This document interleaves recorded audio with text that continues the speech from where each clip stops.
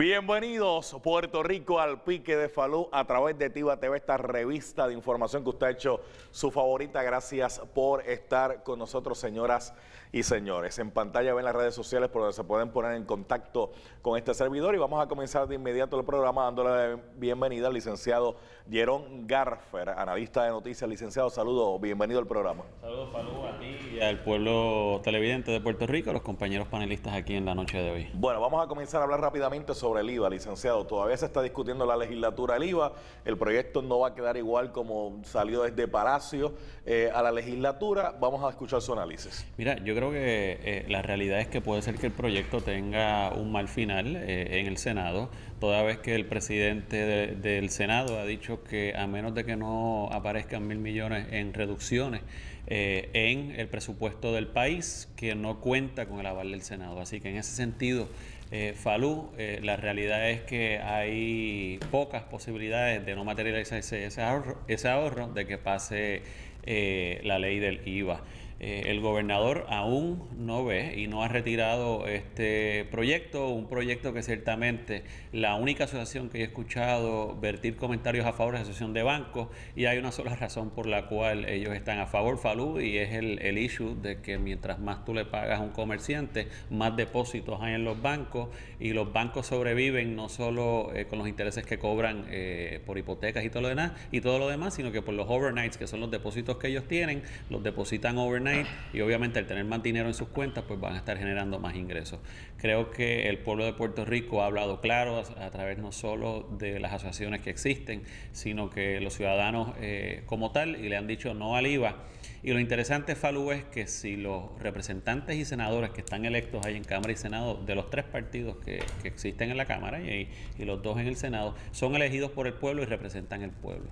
Y si el pueblo está mayoritariamente en contra de una medida, la única opción que le queda a esos representantes y senadores es votarle en contra a esta medida nefasta, otra medida nefasta de la administración García Padilla. Vamos a hablar del planteamiento que hace el presidente del Senado, Eduardo Batia Gautier, quien a boca de jarro plantea que hay que hacer un recorte de 1.000 millones de dólares en el gasto del gobierno. Y todos podríamos estar de acuerdo en que el gobierno tiene que hacer recortes, que el gobierno tiene que ser más eficiente, que el gobierno tiene que ser más pequeño.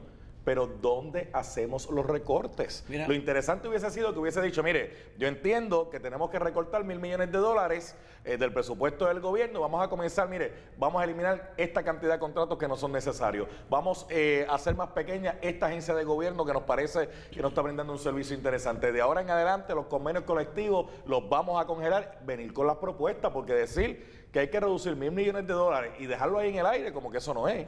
Mira, Falú, hay varias medidas que se pueden tomar. Yo no sé las medidas que está pensando el presidente del Senado, pero ciertamente desde el Partido No Progresista, al comenzar el primer presupuesto de Alejandro García Padilla, donde inflaron ese presupuesto, el presidente del partido ha hecho un llamado a que se baje el gasto público y se vuelva al presupuesto que existía en el año 2012.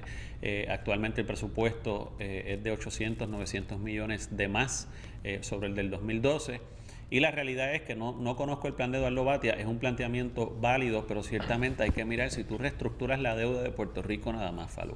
Tú podrías buscarte un ahorro entre 250 y 300 millones de dólares al año en pago de intereses. Y eso es una partida importantísima. Y dicho sea de paso, hoy se estaba discutiendo en la Cámara Federal sobre el capítulo 9 de quiebra federal, algo que impactaría, yo creo que dentro de lo malo que está pasando Puerto Rico y sus finanzas, algo positivo para Puerto Rico, y ese ahorro solamente podría traerle a Puerto Rico entre 250 y 300 millones. Pero hay que plantear que si el Congreso de los Estados Unidos, ¿verdad?, aprobara que Puerto Rico pueda acogerse a la ley de quiebra federal, estaríamos hablando que no es Puerto Rico como tal, serían las corporaciones públicas. O sea, el gobierno central no estaría ahí dentro de poderse acoger a la ley de quiebra federal. Las corporaciones sí. Pero, por ejemplo, aliviaría del presupuesto general el tener que ayudar a ciertas entidades gubernamentales, como es la Autoridad de Carretera. Eso sí. Como se ha hecho en el pasado. Como energía eléctrica. Como se ha hecho con energía eléctrica, como se ha hecho con acueductos y alcantarillados. Acueductos y alcantarillados. La Corporación del Fondo del Seguro. Bueno, esa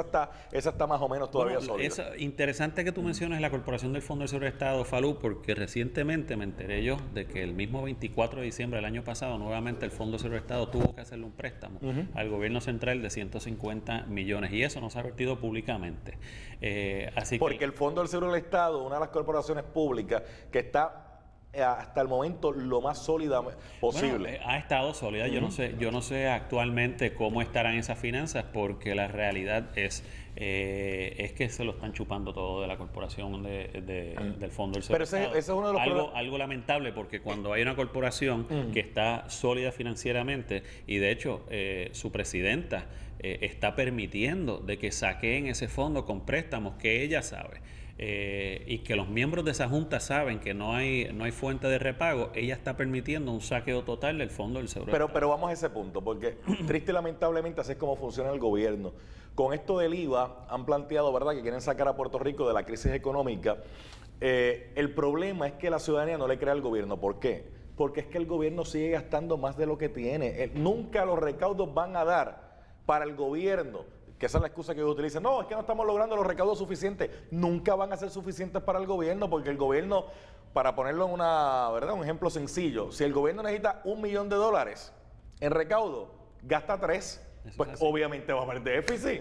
Eso es así, Falú, tienes toda la razón. Y el issue con eso es la responsabilidad financiera que tiene el secretario o secretaria de Hacienda, que bajo esta administración tiene una secretaria, ahora un secretario, tienen que ser responsables en sus proyecciones y lo menos que han hecho en esta administración es ser fieles a la realidad financiera de Puerto Rico. Ven acá, licenciado, ¿por qué no podemos en Puerto Rico implantar el presupuesto cero por agencia, que en vez de que sea que yo le asigne a una agencia de gobierno X cantidad de dinero para que funcione, sea, no, usted me tiene que hacer un presupuesto comenzando desde cero y le vamos a ir asignando el dinero basado en las necesidades que tenga esa dependencia? Y le pregunto esto porque, mire, por ejemplo, el Departamento de Educación tiene casi $3,000 millones en presupuesto, que eso podría ser incluso hasta el presupuesto de cualquier país por ahí, que estamos hablando de Latinoamérica. Ahora mismo tiene menos estudiantes, tiene menos maestros, tiene menos escuelas y siguen con los $3,000 millones. ¿Cómo es posible que le sigamos asignando lo mismo si atienden ahora una población menor? De acuerdo, Falú. Y, por ejemplo, esa es otra partida donde si tú haces una radiografía, y esto es fuera de líneas partidistas, ¿no? Lo debieron de haber hecho en la pasada administración, lo deben de hacer en esta administración. Una radiografía del Departamento de Educación, vas a encontrar que hay mucho gasto superfluo ahí que no debe de existir.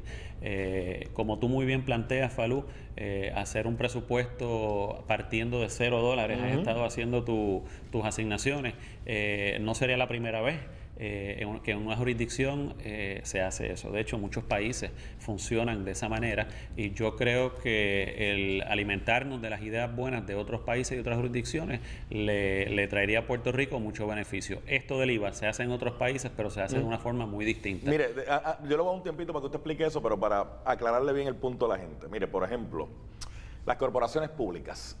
Se supone que las corporaciones públicas sean autosuficientes. Se supone que existe una corporación pública, energía eléctrica, se supone que sea autosuficiente. La Autoridad Metropolitana de Autobuses se supone que lo sea como corporación pública. El acueducto, alcantarillado, ¿verdad? Esa es la génesis de las corporaciones públicas. El problema es que esas corporaciones públicas las manejan como una agencia de gobierno cualquiera, entonces después tienen que ir a la legislatura a pedirle chavo del presupuesto general para que esa corporación funcione. Pues mire, entonces para el administrador que hay allí no hay controles, porque él llega, se sienta allí, dice, vamos a seguir gastando todo esto, olvídate, no importa, porque a la hora de la verdad, si nos quedamos sin chavo, vamos a la legislatura y le decimos, mira, nos tienen que asignar más dinero, así administra cualquiera. Bueno, un ejemplo clásico también es la Autoridad de Transportación Marítima, ¿no? La ATM. La ATM, que a cada rato creo que lo que ingresa anualmente son unos 12, 13 millones, pero sus gastos son alrededor de $50 millones al año. O sea, que ¿quién paga eso? Eso lo paga el gobierno central, subvencionando esa diferencia entre lo que recaude por la venta de boletos en las lanchas y lo que la realidad de su gasto es. Así que, Falú, hay que tomar unas decisiones muy importantes. El gobierno no la ha estado haciendo. La única decisión que ha tomado este gobierno desde que llegó desafortunadamente en el 2013 es meterle la mano al bolsillo de todos los puertorriqueños, un bolsillo que ya ha estado bastante golpeado. Mire, yo sé que para el gobierno La promesa es que no quieren despedir a nadie, no quieren despedir a ningún empleado público, ¿verdad? Y uno entiende ese planteamiento, estamos hablando de padres de familia, ¿verdad? Que se quedarán sin su trabajo. Y habrían dos escenarios que podrían ocurrir para uno poder llevar a cabo eso. Fortalecer la economía privada para que surjan los empleos en la empresa privada y puedan acoger esos empleados que posiblemente salgan del gobierno, ¿verdad? Y esa persona tenga un empleo, porque si lo votamos ahora mismo, lo tiramos para el desempleo y lo tiramos para que dependa del gobierno, no resolvimos el problema. Lo que tenemos el mismo problema de otro punto de vista. Pero entonces el gobierno no fortalece la empresa privada, por un lado. Por ejemplo, una autoridad metropolitana de autobuses que está en quiebra total, que se han firmado unos convenios colectivos por los administradores que, ahí se van millones de dólares largos. Pues mire, si hay una empresa privada dispuesta a comprar la autoridad metropolitana de autobuses y hacerse cargo de la transportación, el gobierno puede decir, ok, vamos a hacer lo siguiente, yo estaría dispuesto posiblemente a crear una APP o vender la autoridad de metropolitana de autobuses con la condición que tú me garantices que te vas a quedar con los empleados de esa autoridad. Ahí no votaste a nadie, pasaste el negocio por otro lado, ¿sí? Y la gente sigue ahí, pero es que ni eso tan siquiera. Bueno, la realidad es que cuando ellos vengan, van a venir con sus planes. Tú le vendes algo a una persona y van a venir con sus propios planes de cómo manejar esa agencia. Pero no podemos descartar, Falú, de que no hay que votar a nadie, pero sí se puede absorber la teoría del attrition. O sea, mientras más personas se vayan retirando, jubilándose de todas estas agencias, pues mira, pues no cubran esas plazas. Pero es que eso ya no va a ocurrir, licenciado. ¿Sabe por qué no va a ocurrir? ¿Sabe por qué no va a ocurrir? Porque yo, que estoy al borde del retiro, esto es un ejemplo, ¿verdad? En el gobierno. No parecería que estás al borde del retiro. No, pero esto es un ejemplo. Okay. No lo tome literal, esto es hipotético. Me voy a retirar y de momento digo, déjame ver con qué yo cuento para el retiro. Y cuando uno va y dice, ok, espérate, si es que el gobierno me cambió los muñequitos. Sí. Antes yo iba a coger una pensión de 100% y ahora la pensión que posiblemente me den son 85, 70, dependiendo de la edad. Y eso no me va a dar para vivir. Pues mira, no me puedo retirar aunque yo quisiera. Bueno, pero hay gente que ciertamente se retira. Lo que está haciendo el gobierno es cerrando las plazas, pero no eliminándolas. Y hay algo bien importante con eso. Cuando se cierra una plaza en una agencia, la plaza todavía existe. Lo que significa es que en cualquier momento se puede hacer una convocatoria para llamar a entrevistas o que la gente venga y solicite ese empleo. Cuando tú eliminas, es un proceso a través de OGP. OGP le da el permiso a la agencia de gobierno para eliminar ese empleo de esa agencia. Pero no es tan fácil tampoco, porque por ejemplo... Bueno, es un proceso, no es muy difícil. Sí, pero no es tan fácil, porque por ejemplo, y le explico, hay empleados que se pueden retirar, que uno puede congelar la plaza, ¿verdad? Pero hay otros que se retiran que hay que buscarle sustituto. Por ejemplo, si se retira un policía, yo tengo que buscar otro policía para que cubra ese escenario con la situación que estamos viviendo ahora. Según lo que está diciendo el gobierno, no.